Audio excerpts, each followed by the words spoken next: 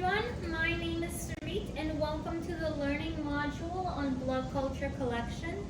This module is intended for nursing students and new nurses that are learning how to do blood culture collection using a peripheral stick.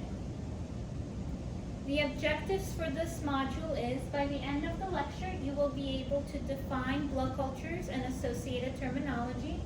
You will be able to describe the consequences of an improper blood culture collection.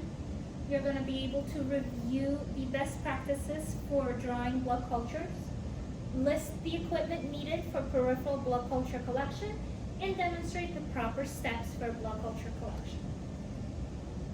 First, we're going to define blood cultures. So blood cultures are a specific type of blood test used to find and grow microorganisms, such as bacteria, yeast, and fungi. These tests help us identify the microorganisms and then find the appropriate antimicrobials so we could treat the infection. These are the associated terminology for blood cultures, so some things you might hear. Bacteremia is bacteria in the blood. Fungemia means fungi in the blood. And susceptibility is a special type of test as part of your blood culture collection. This is the test that identifies what antimicrobials, so what antibiotics or what antifungals are the best ones to use and most effective to treat the specific type of infection. A couple of things I want you to keep in mind for healthy adults that are bacteremic or fungemic. Fungemia is extremely rare. Bacteremia is usually transient and asymptomatic. But in immunocompromised individuals, such as those with cancer or HIV, these infections can lead to symptoms, which can then lead to sepsis, organ dysfunction, and even death if left untreated. So why is it important to draw blood cultures correctly? Well, the simple answer is we want to avoid false positive and false negative results. Both false positive and false negative results can lead to longer lengths of stay and increased costs for the hospital and for the patient. So, false positive results, how do they happen? Usually, it's because of a contamination of the bottle. So something happened during the clean technique and during the draw where we contaminated the bottles and introduced false bacteria. However, there's other reasons this can occur, such as patients with really high white blood cell count, instances where we use central line catheters instead of peripheral sticks, or when we overfill the bottle, meaning the bottle has too much blood. All of that can lead to false positive results. False negative results, on the other hand, usually happen when antibiotics are started before drawing blood cultures, or when the bottles are underfilled, meaning there's not enough blood in them, and therefore there's not enough bacteria to be able to grow and find the result. So what occurs? Well, we have an inappropriate use of antibiotics. So the wrong antibiotics are used, there is a delay in the correct antibiotic initiation and a delay in getting the patient better. The infection is left untreated, you could have a decline in the patient health status, and you lead the risk of the patient having C. difficile or other multi-drug resistant organisms. So these are some of the best practices for peripheral blood culture collection techniques. This is not an exhaustive list, and your hospital might have other policies in place depending on other practices. So always be sure to follow the policy at your institution. These are some of the guidelines that help us ensure that we avoid false positive and false negative results. So, to avoid a false positive, you want to draw the blood cultures before drawing any other labs. This helps ensure that you're not contaminating the bottles. You're going to use clean techniques, so you're going to scrub everything real well. We'll go through all the steps of how clean your clean technique has to be.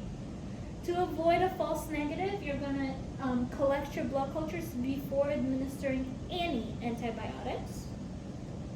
You're going to collect 2 venipuncture sets, so 2 sets of blood cultures from 2 separate sites, so either both your arms or your hand and your arm, whatever it may be.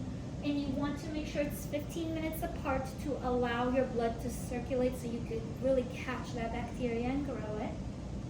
You want to fully fill the bottles with 10 mLs of blood, so not underfilling, not overfilling, and the bottles do have a fill line that you can observe.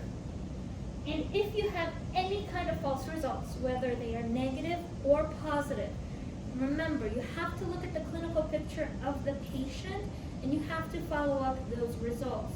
So to make sure whether they are truly false or truly true.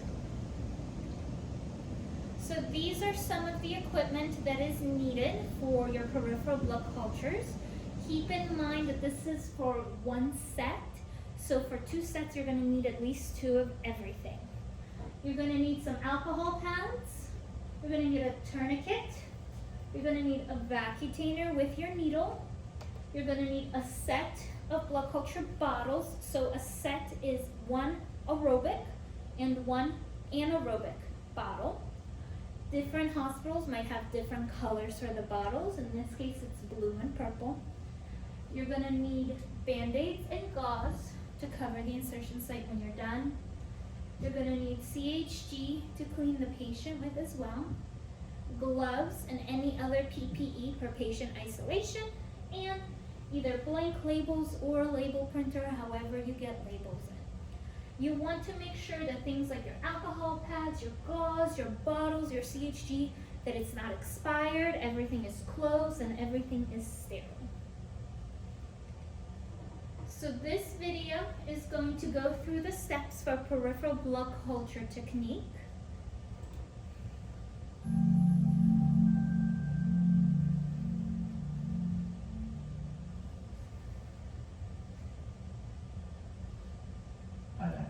So you are going to check the orders for the patient, and then you're going to make sure the order is appropriate. Then you're going to go into the patient. You're going to go into the patient, you're going to make sure it's the right patient using 2 patient identifiers, and you're going to introduce yourself and your role. Nice to meet you, Jim. Jim, today I've been asked to take a blood test from you. You're going to explain the procedure and you're going to get the patient's consent. A sample, and that will be sent to test for any infection within the blood. Would that be okay? You're going to gather your equipment that we talked about. You can see some of his equipment is a little different than ours. Hand hygiene. You're going to put on gloves and you're going to clean where your equipment is going to go, so whether it's a tray or a table. You are going to connect your vacutainer to your needle.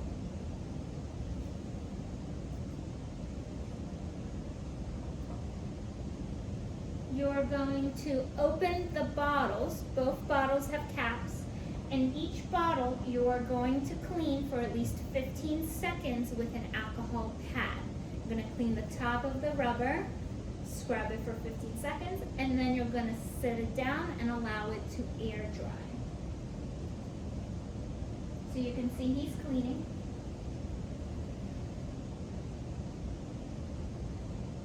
Each bottle gets its own alcohol pad. I'm going to apply the tourniquet to the patient. And you're going to find a good vein. So a good vein is one that you can palpate and you can see. Those are the best ones, but at the very least you should be able to palpate it and it should feel bouncy. After you find it, you're going to again take another alcohol pad. You're going to scrub that area for at least 15 seconds. This helps remove surface dirt and surface bacteria to help avoid contamination. So you're going to scrub with an alcohol pad first and allow it to air dry. After you clean, you don't want to touch again. And if you do touch again, you have to clean again and allow it to air dry. So you see he changed his gloves. Then you're going to take your CHG cleaner. His is a combination. And you're going to clean the insertion site with the CHG for at least 30 seconds and again allow to air dry. Don't wave, don't let. You're going to stick your needle and you're going to look for the flashback. You're going to draw the aerobic bottle first. The aerobic bottle is always first. You're going to go up to the fill line, which is approximately 10 mLs of blood.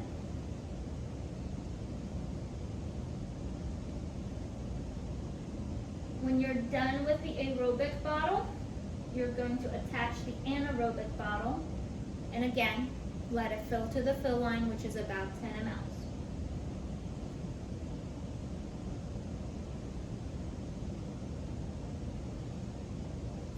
When you are done, you're going to remove your tourniquet. You're going to put gauze at the insertion site as you remove and retract the needle. And you're going to apply pressure at the insertion site to avoid bleeding. Always retract the needle before you throw it away to keep it safe. You're going to dispose of it in the sharps bin. When the patient is done bleeding, you're going to put a Band-Aid at the insertion site. You're going to clean your hands again. And here is the important part. This is where you are documenting what it is that you drew with the label. So either printing the labels out or writing them out, depending on your institution. You want to make sure the label has the patient's name, date of birth, medical record number, that it has the date and time of the collection, the initials of the person that collected it, and the site of the collection. So where did you collect it from? After all of that has been written, or making sure that everything was printed out, when you put the labels on the bottle, you want to make sure you are not obscuring any barcodes or the expiration date or the fill line.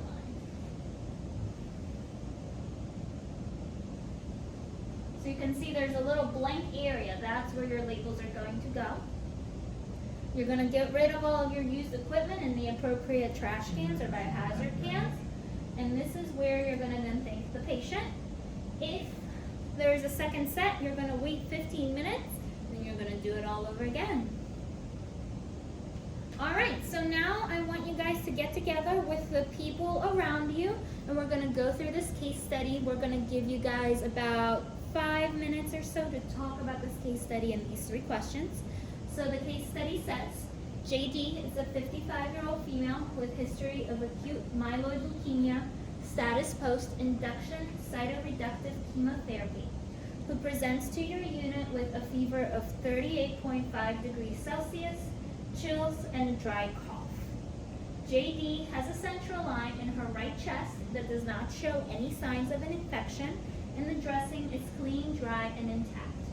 Upon arrival, the doctor orders 2 sets of blood cultures using venipuncture technique, a complete blood count and metabolic panel, urinalysis with urine culture, chest x-ray, Tylenol 650 milligrams orally as needed for a fever, and cefepime 2 grams IV piggyback every 8 hours. You introduce yourself as JD's nurse and explain to her the doctor's orders. She hands you her central line to draw blood from. When you explain that the labs are to be completed using peripheral sticks, JD refuses. So talk amongst yourselves and ask, what will you do next? Why were the peripheral blood culture draws the chosen ones by the provider? Why not central line? And how do you reduce the risk of false results? So go ahead and talk about it. All right, so now that you guys have had a chance to talk about it, let's go through all of the answers. So what are you going to do next for JD? So you're going to educate JD. You're going to tell her, this is why the doctor has chosen this. This is to help avoid contamination and false results that could increase her length of stay or decline her health status. You're going to explore her refusal and her feelings regarding it. Maybe she's afraid of needles. You're going to reassure her. You're going to provide active listening. And then if after you do all of that, if she continues to refuse, then you go and talk to the provider and discuss the next steps. Do not start any antibiotics until you figure it out with the provider what to do if she refuses these peripheral blood cultures. Why were the peripheral blood culture draws chosen by the provider? So we learned that contamination can occur from central line draws. So peripheral draws are the best draws for the most true results. And how do we reduce the risk for false results? So we stick with the peripheral blood cultures. We get 2 sets from 2 separate sites. We do clean technique and we make sure not to contaminate the area after it's been cleaned. We go through all the steps that we've discussed. We draw the blood cultures first before drawing the complete blood count or the metabolic panel. And we do it before starting the cefepime, which is your antibiotic. anybody have any questions? Okay, so since there are no questions, we're now going to do demonstration time. So every group has an arm task simulator, and you guys have the equipment that you need to go through and practice peripheral blood cultures. All right, so go ahead and get started.